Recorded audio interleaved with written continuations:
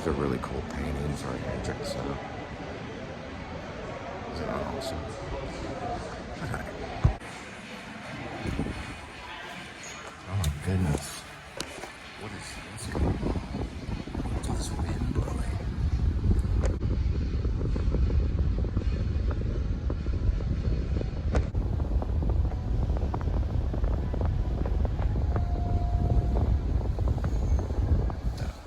Anyway. But like I was saying, it's pretty interesting. Oh, sorry about that. Going to 5.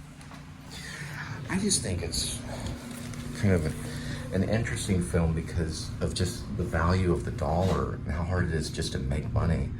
But in the 70s, it must have been even more difficult because they didn't have social media or anything.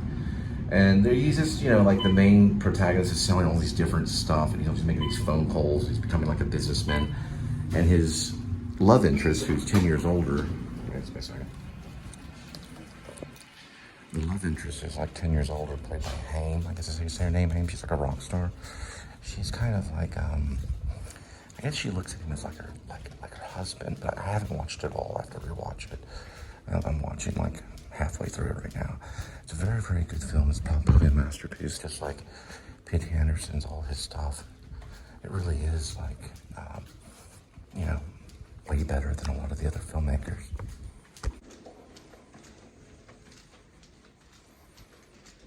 Kind of a shining moment.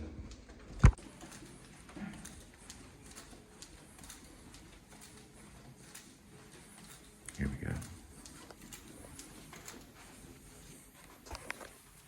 Corrected. Yeah, the guy back there was asking about the best pizza. I probably would recommend the traditional, but a lot of people like the stuffed. But anyway, so it's a lot about, I think, selling, just the idea of selling and the secrecy of it. But weird things happen. So I kind of like fall into this whole thing that's kind of about Adam and Eve in a world that's been like completely jumbled up. There's a song in there by David Bowie, Is There Life on Mars? And he's kind of philosophizing about why we're even there. It's not really in the dialogue as much as it is in the behavior and in the tone of the movie.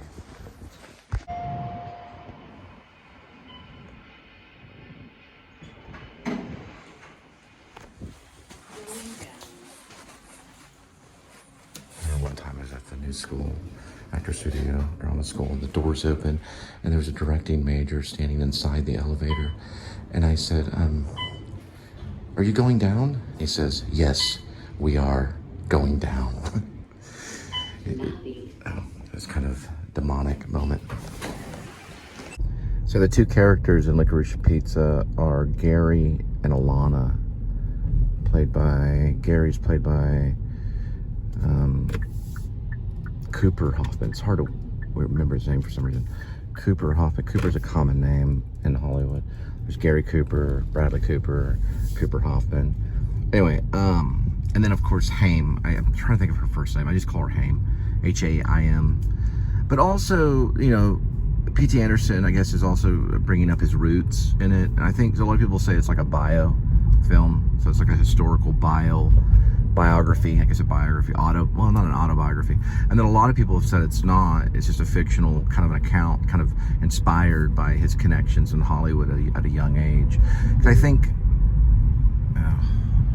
some kind of big corporation text kind of thing. I think, if you think about it, P.T. Anderson started off at a younger age, and he did this short film about John Holmes and the whole Boogie Nights thing. And I don't know the success of it, but eventually he did Hard 8, which with John C. Reilly and another great iconic actor that I can't think of his name right now. He's an older gentleman that's also, I think, in Magnolia too. But Hard 8 was one of his first kind of, I guess you say, feature films that was well known, breakout feature film kind of thing, which is a great film. Philip Seymour Hoffman is actually in that. It's one of his debut roles. He plays like a drifting gambler that you only see for a moment. But Philip Seymour Hoffman would come back and play Magnolia, and be connected, I think, with P.T. Anderson for another film called The Master. P.T. Anderson hasn't taken home the gold for director yet, just like David Lynch hasn't. But he's kind of a risque director. He does what he wants. When he did the first thing on his own, which was about John Holmes, which became Boogie Nights, it was only like a short film, if I'm not mistaken. And he was trying to pull that off, and I don't know for sure how it went. No one really knows about it until Boogie Nights came out with Mark Wahlberg, and then that made him world-renowned famous. So that was probably the film that lifted him off. And now he's known as one of the greatest filmmakers. Probably, he will probably be known as one of the greatest filmmakers in Hollywood history. He's a big fan of Network. Have you ever seen the movie Network, which I've only loosely seen? It's where the guy is kind of yelling about, I can't take it anymore, and it's about these anchormen. But it's like a serious story about news, the news world, about information, even though we're in an information age. And the guy yells out the window, "I'm not going to take it anymore," and he's giving a broadcast over the television airways. But he had everyone watch that during Magnolia. I don't know what he had them watch during Licorice Pizza. I think he's the type of director that will give them assignments to watch certain movies and stuff. He's an eccentric, just like Howard Hughes and all the rest of them. But yeah, it's good. I'm going to watch it. It looks like it's, when you see those kind of films, you're like, this is done by a master, All right, next delivery is 1.3 miles. We'll be there at 7:16 p.m. But Licorice Pizza has a lot of multi-levels, just like Network, which is a Sidney Lumet film from 1976. There's like a lot of multi-levels of what it's dealing with. And also, it deals with kind of like photography, because it starts off with him meeting this lady that works for the photography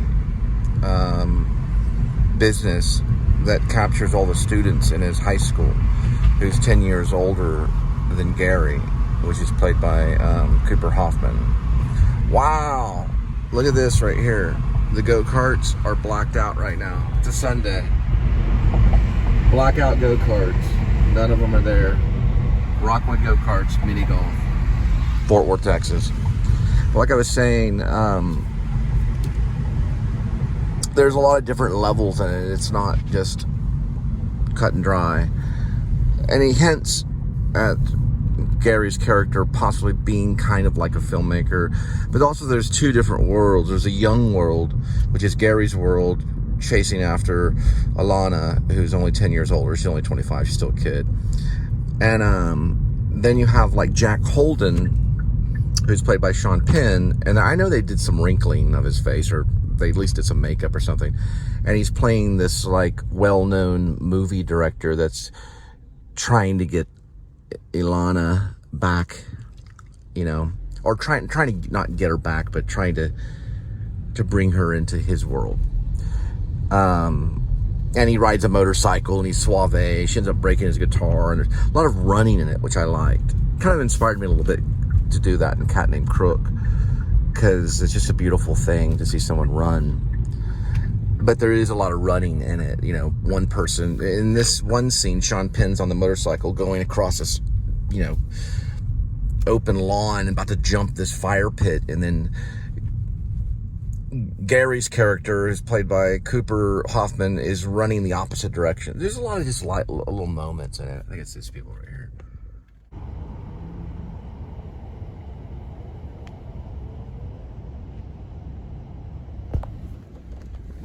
Drop this off this little compound here.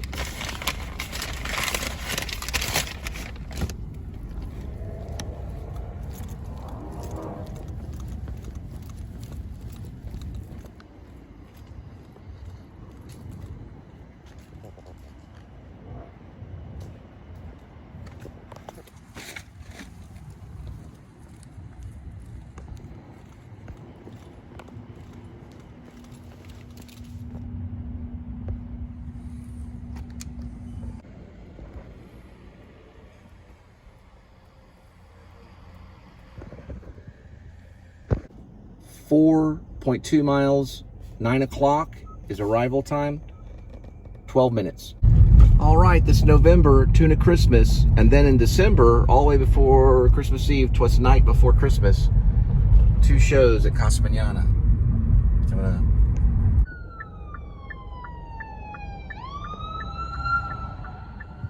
All right, so this is a pizza drop going to the medical district, basically JPS, what we did earlier. It's this huge order that's going on for a while, a few days, well, a couple days. I guess they're having some kind of huge office party or something, I don't know. But it's a lot of pizza, let me just put it that way.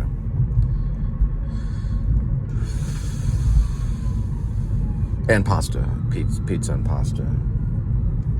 I think the popular pasta is the vodka, I think the ZDL vodka or something like that. It's like a vodka ZD.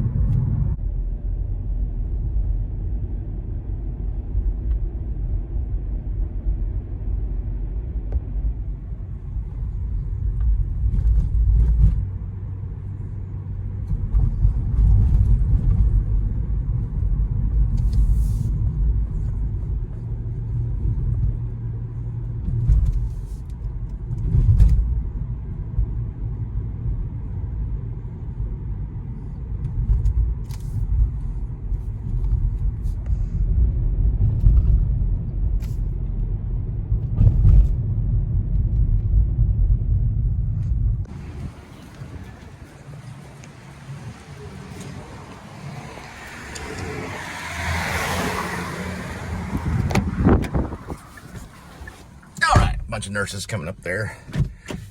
Well, they came up there and pretty much picked it up already. The JPS network. I guess they're hungry for pizza and pasta.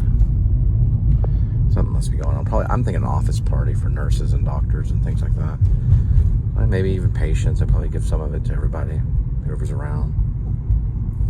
Who knows? But the weird thing is that this whole hospital network is right down the block from a skate park called Fire Station Park. So if anybody injures themselves, they can just wheel them all the way to the emergency room right there. So it's not a bad idea to put a skate park right next to it, which is right there.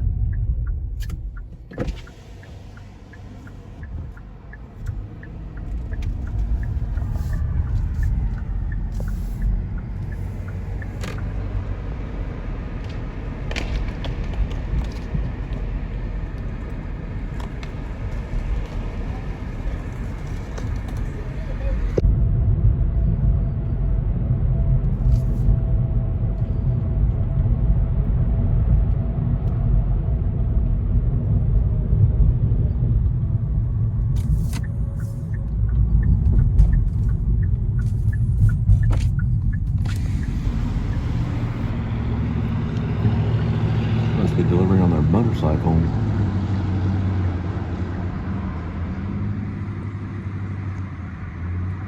And they're all the way from Louisiana.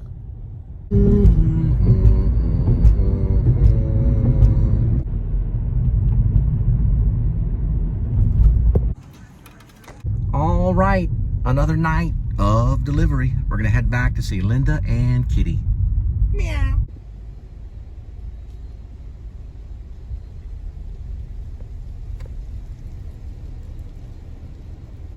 All right, gonna pick up a few items and probably get some of those chow mein noodles and some meatballs and spinach. And I might look at the Good and Gather pizzas. I haven't had one of those in a while.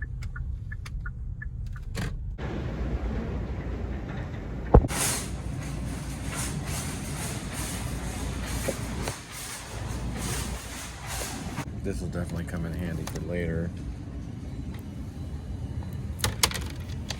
These are about $1.19.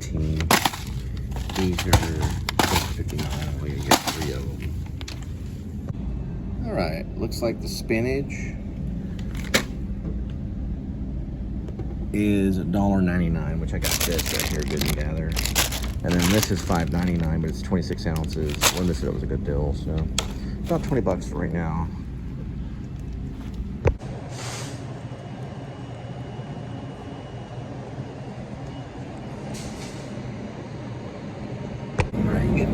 6, but I definitely would recommend at least one of them every once in a while. I get them sometimes. It's a Protein Plus, vanilla bean, packed with vitamins, Bolthouse Farm. Alright, looks like everything came to a little over 20. You can use this thing, I don't know. Shows you, anyway, chow mein, chicken noodle, beef, meatballs, $5.99, salad, $1.89. This is like antiseptic, $3.99, and then Bolthouse, $3.99. I don't know why the screen doesn't move though. Oh, there it goes. So, oh well. Alright, so I got some yummy spinach and some of those Bolthouse Farms with vitamins. And some of the teriyaki chow mein noodles, which are pretty good. And then some light ranch, which I'll be able to use later on. And probably a few other things. Oh yeah, the antiseptic.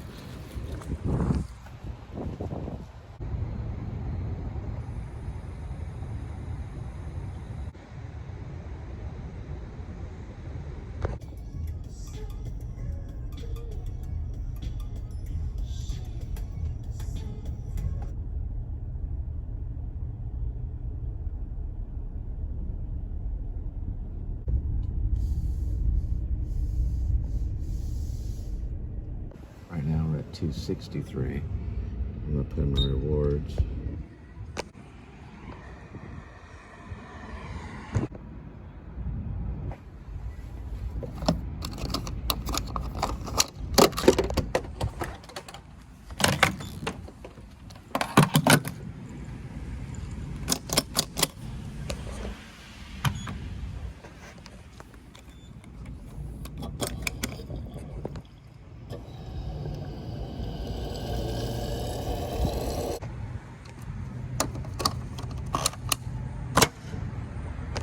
All right, so another night. I got this Protein Plus Bolthouse Farms for the extra vitamins. It's got like 30 grams of protein. Vitamin C, I think it's pretty high though. It's like 190%. So they're kind of a good defense.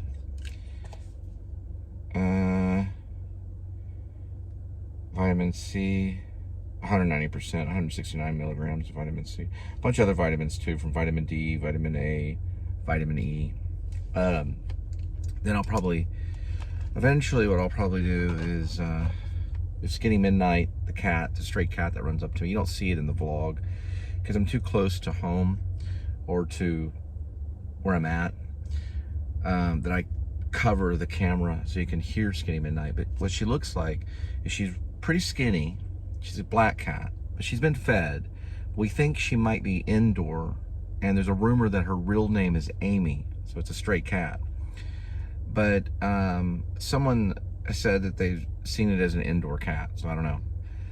But she's always outdoor when I see her, and she's supposedly spayed. So her stomach kind of hangs loose, and it kind of swings underneath her like a milk cow stomach. And then she likes to, she's a beautiful mover. I wish I could capture her.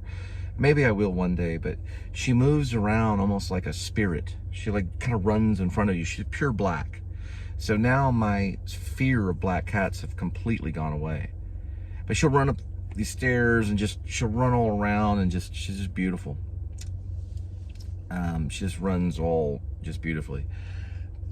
Very happy and go lucky. And when she sees me, she just comes running. I've never seen anything like it in a cat. I had one cat named Princess that kind of did that a little bit, but she was chubbier.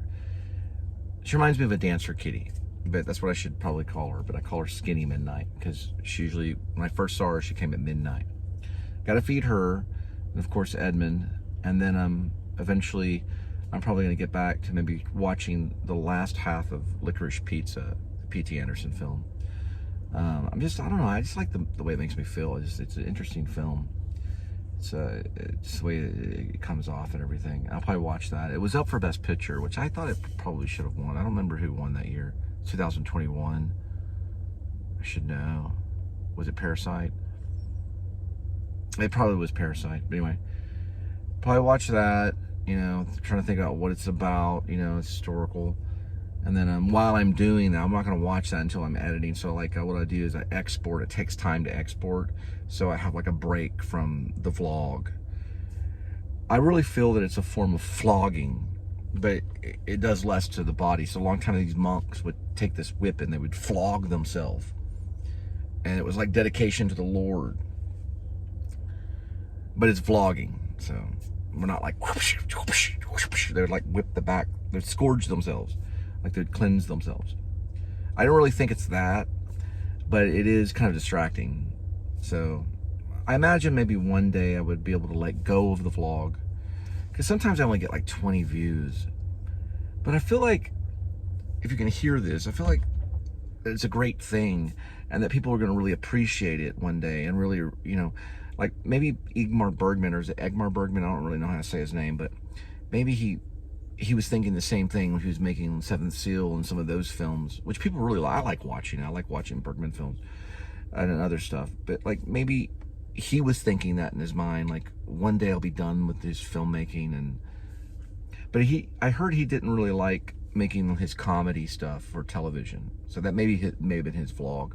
I feel like either one day I'm just going to stop and just maybe write, or just do poetry, and then maybe write, and then maybe write short stories or something, or maybe plays or something, or go back to the theater and like maybe try to get in somehow to some theater, and then that would be freeing.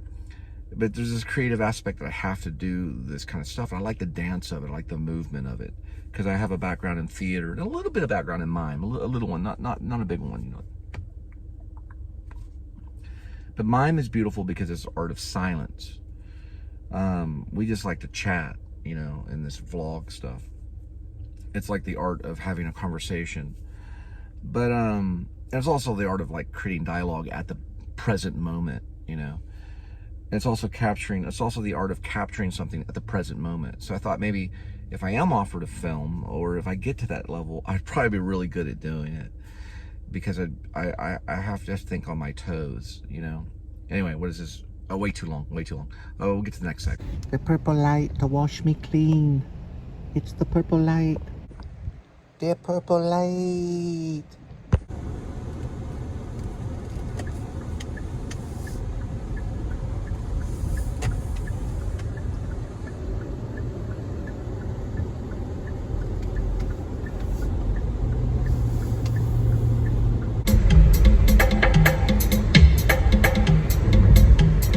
So if anyone does read Grace, aka Werevlog, it's not really a werewolf movie, but there is a character that's a werewolf, that's kind of the presence of a werewolf in it. But I would be kind of insulted if we, you know, if we're like sitting down talking about movies, or, you know, if I got to make the film and they were like, oh, this is a werewolf movie. You know, I'd be like, well, come on, you know, look at the dialogue, look at things that go on in it. But then again, you know, I would be like, okay, that's the werewolf movie to you. It's a werevlog movie. Were just means man. It comes from the word man. But yeah, there is a werewolf mentioned in it, and you don't really see the werewolf. But I think there's a couple times you see it. That's okay. I mean, if they have to see it, that's fine. But I don't know. I'm really thinking about printing it out and sending it. The whole print process of it would be like $30, but like $25 I think to print it or so, and then to bind it and everything. I think it comes to like about $30 or something.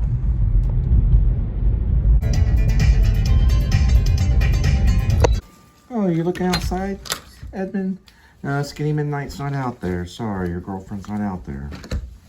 She's somewhere else. I don't know. She's indoor probably. Okay, yeah, I remember the shoes. Let me put this over here. Don't spill that one. That one's cursed. Got one slice. Sorry, that's all they had. And then some of the spinach and the chow mein and stuff like that. Watch out, kitty. Take the shoe off here. Oh, have you ever seen Licorice Pizza? It's with, oh, you saw it? Yeah. What's her name, that Haim chick? I know Cooper, there's Cooper Hoffman, Bradley Cooper, but what's Haim's name? Does she just go by one name? She's a rock star. The band's called Haim? Or is it Haim? Or something like that? Haim means home in Hebrew, I think. But her name is Haim. I don't know. Anyway, it's on for free on YouTube. Gotta watch the ads though, alright? We just skip through them. Okay. Kitty, we're gonna get you fed. We're gonna get to, what's it called? Here we go with today's kitty. We're gonna get to that in just a minute. Alright, we got finished with Here We Go with Today's Kitty. So just imagine that you got to watch it. But he's eating some, what's it called, sweetie? Oh, fancy feast, gravy lovers. All right. Beef feast and gravy grilled. We'll kind of advertise it here. It's one heck of a cat commercial. All right, and I'm having, this is old pizza boxes. I'm gonna have some, basically it's like pepperoni pizza, and then I'm gonna add some spinach to it. So, good night. So these are cheddar pretzel bites, which make a good appetizer. She doesn't think, sorry about that. She doesn't think that they work in the air fryer over here, but I think they might. So we're gonna do an experiment, sweetie, and I'll make the pizza in a minute. I may do a magic trick tonight with the pizza. I think it does work with the air fryer. You should treat it like this. I think you should do 5 minutes. You think it would get all cheesy? It would turn too cheesy? Yeah, I might. So it just says... Explode like diarrhea. Oh, it could explode. So... It's like my life. Yeah, this is pretzel bliss. Kitty! We'll make it with the pizza. You know what? Actually, you know what? Go ahead and make these prior the pizza. So you'll go ahead and make these. I'll jump in the shower and I'll come back and then make my pizza. So you can go and get those started. That sound good? Okay. Okay. She doesn't like it when I pucker. Let's try it again. Here we go. All right, get it started.